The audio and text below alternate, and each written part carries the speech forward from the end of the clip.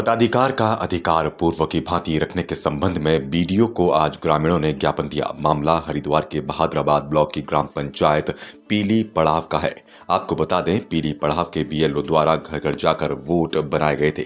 अधिकतर परिवारों के वोट सन 1988 से पूर्व ग्राम पंचायत विधानसभा में लोकसभा की सूची में अंकित चले आ रहे हैं। वोट अन्य किसी भी ग्राम पंचायत की सूची में अंकित नहीं है।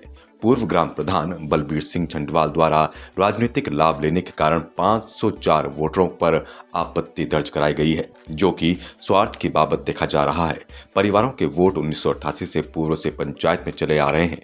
राशन कार्ड, पंचायत पत्र, आधार कार्ड आदि ग्राम पंचायत पीली पड़ाव में ही अंकित है, अन्य किसी स्थान पर नहीं है। हम लोग एक गुर्जर हैं जो कि पशुपालन है। हम लोग अपने पशुओं के चारा चुगान की सुविधा के अनुसार 2-3 माह के लिए कुछ परिवारों के 1 या 2 सदस्य अपने पशुओं को लेकर आसपास के जंगलों में चले जाते हैं, लेकिन सभी ग्राम पंचायत पीली पड़ाव के स्थानीय निवासी हैं। इसके अलावा अन्य किसी स्थान पर ना तो रहते हैं, ना ही हम किसी अन्य ग्राम पंचायत के वोटर हैं। जनहित में अनुरोध है कि निष्पक्ष जाँच कराकर पूर्व की भांति हमारे मतदान का अधिकार जारी रखे जाएं।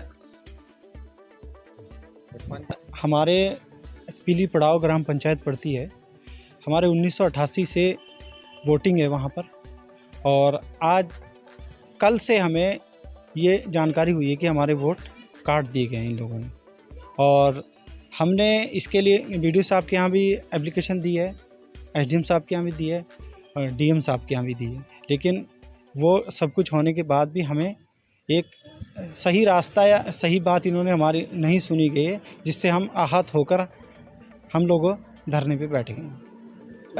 हमारे 1988 से लेके 2022 तक वोटिंग भी हमारी हुई है, और हमारे वहाँ पर हमारा आधार कार्ड, पहचान पत्र, राशन कार्ड, वोटर हमें सब सुविधाएं मुहैया होती है।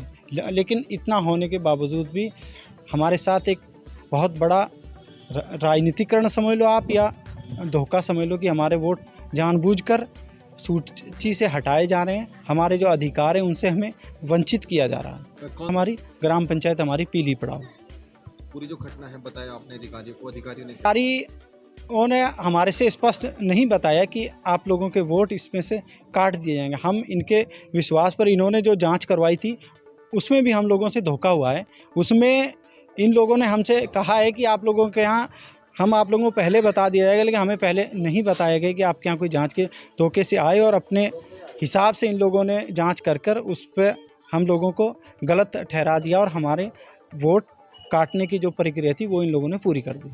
हमारा धरना तब तक ये रहेगा कि जब तक हमें कोई आश्वासन ना मिल जाए लिखित में, और हमारी जो मेन लड़ाई है, हमारे अधिकार की मेन लड़ाई, वोट की बाद की बात है कि हमारे आधार कार्ड निरस्त हो जाएंगे, पहचान पत्र, वोटर लिस्ट से हमारे नाम हट जाएंगे। हम लोग तो अपने आप को ये सिद्ध नहीं कर पाएंगे कि हम भारतीय हैं।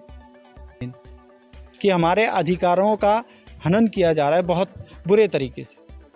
ये जो हमारे यहाँ का ग्राम पंचायत प्रधान है, वो 3 बार प्रधान वो 2 बार प्रधान रह चुका है, 1 बार वो हार चुका है। उसी के कारण ये हमारे साथ सब कुछ हो रहा है।